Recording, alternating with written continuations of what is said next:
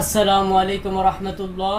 ভাইরা আমার, পুরো মহাবিশ্ব আল্লাহর আইনে চলে, শুধু পৃথিবী ছাড়া। আমরা আল্লাহর জমিনে থেকে খেয়ে মানুষের আইনে চলি।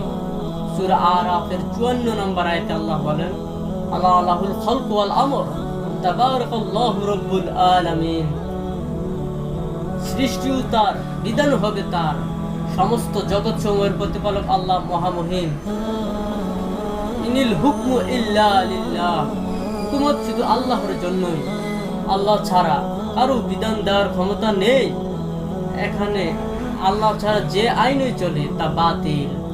এর নাম যা কিছুই হোক না কেন, গণতন্ত্র, রাজতন্ত্র, সমাজতন্ত্র, যা কিছুই হোক, এদেশে ধর্ম নিরপেক্ষতা মানে হচ্ছে সব ধর্মই চলবে, শুধু ইসলামই চলবে না। এগুলো ধোঁকাবাজি ভাই, এগুলো দিয়ে দিন কায়েম হবে না।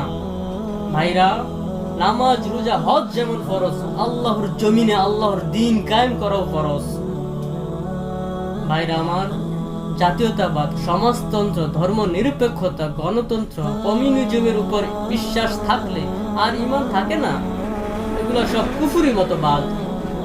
ভাই, এখন মানুষ কেউ বিশ্বাস করতে চায় না যে সে কাফির হয়ে গেছে, মুনাফিক, মুরতাদ হয়ে গেছে। অতীতে যে শিরিক, প্রকৃতির পূজা, দেব দেবীর পূজা, মূর্তির পূজার মাধ্যমে এসেছিল, সেই শিরিক বর্তমানে এসেছে গণতন্ত্র, সমাজতন্ত্র, বিভিন্ন তন্ত্র মন্ত্রের মাধ্যমে।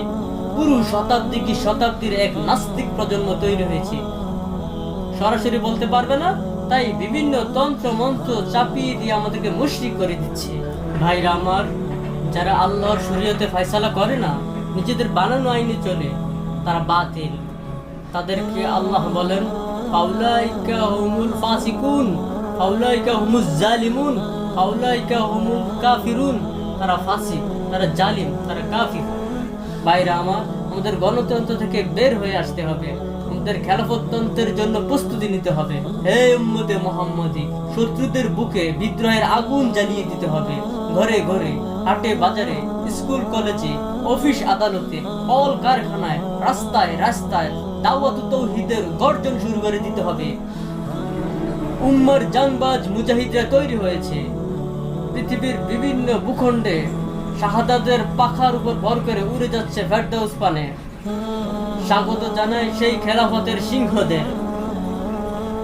খেলাফত প্রতিষ্ঠার যে আওয়াজ পৃথিবীর দিকে দিকে উচ্চারিত হচ্ছে, কালিমার পতাকা সমুন্নত করেই সেই আওয়াজ থামবে ইনশাআল্লাহ। আসসালামু আলাইকুম রহমতুল্লাহ।